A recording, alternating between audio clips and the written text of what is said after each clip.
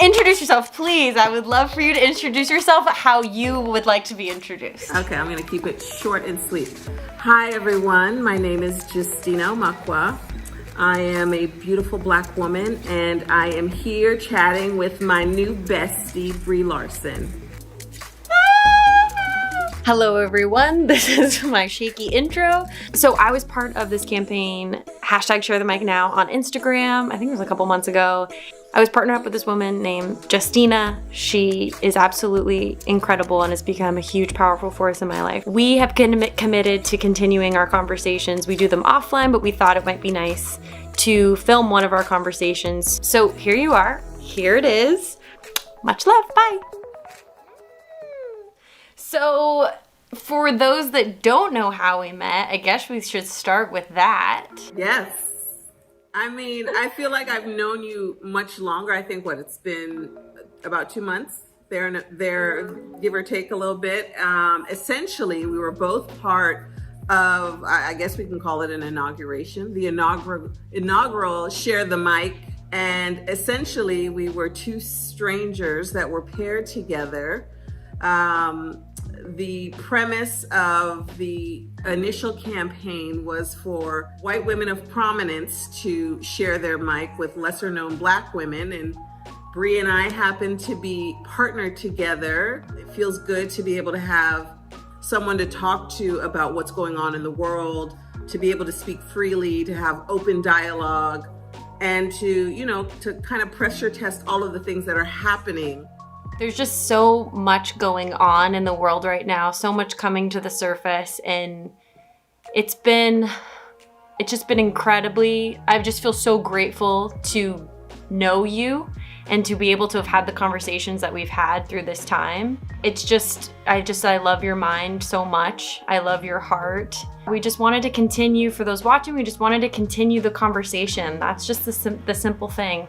There's so much to read, to watch, to do. There's a lot happening on the internet and there's a lot of ways to educate oneself, but there's also this, and I think we want to share the conversations that we've been having and how we're kind of going about them and finding common ground together, because normalizing conversations about race is also very, very important. Well, let's start out with how are you feeling? What's been going on in your world?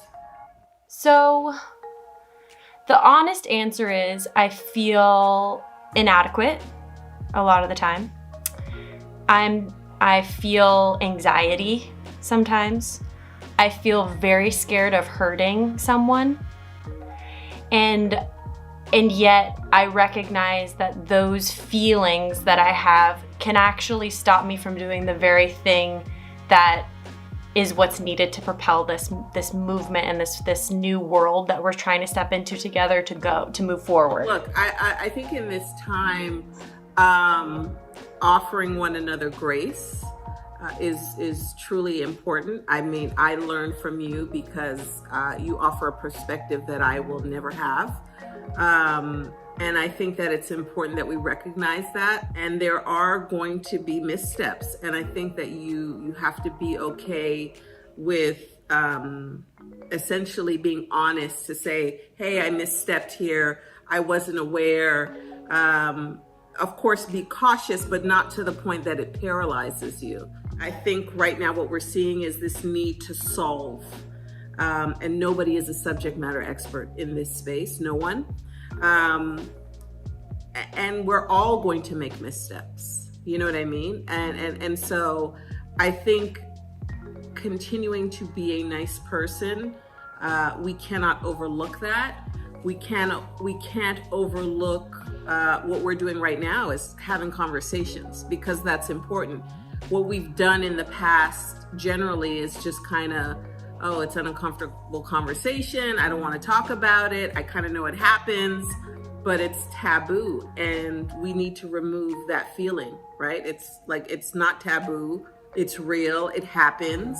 Let's talk about the things that happen, and let's talk about a way forward. I think I feel the pull. We talked about this. It's like I was getting so burnt out because I was putting a lot of pressure on myself because I'm a white woman with privilege. Through some introspection, I was able to see that if what I want is peace, I have to feel peace within myself. And it doesn't take so much for me to get there. And I'm of way more use to the movement when I am fully embodying myself moving forward. I think there's also, look, there are pressures for, I'm going to speak to myself. There are pressures for me, right? Because now everybody wants to have the conversation. And some days I don't feel like talking, right? Some days I'm tired. Some days I'm exhausted. There are days that I don't want to hear about white guilt. I'm just like, keep that to yourself. You know what I mean? That's not my problem. And other days I'm like, okay, yeah, tell me more about how you're feeling. Really? Like, I want you to own that. I want you to feel that because I've had bad days my entire life, right? And so again, I think it is just so complicated. But I think, again, it's like we are humans with feelings, right? And so some days are going to be good days and you're going to feel like, oh my God, I've made progress. And other days you're going to be like, I hate it here. And I think if we acknowledge the difficulty, it makes it that much easier to navigate through life and know that you will have your days where you're like, there's nothing I can do. Or, you know what, I'm tired, or I'm afraid because, you know, social media and all that comes with it is heavy. And I think you have to, you cannot put undue pressure on yourself. You have to do what you feel comfortable doing.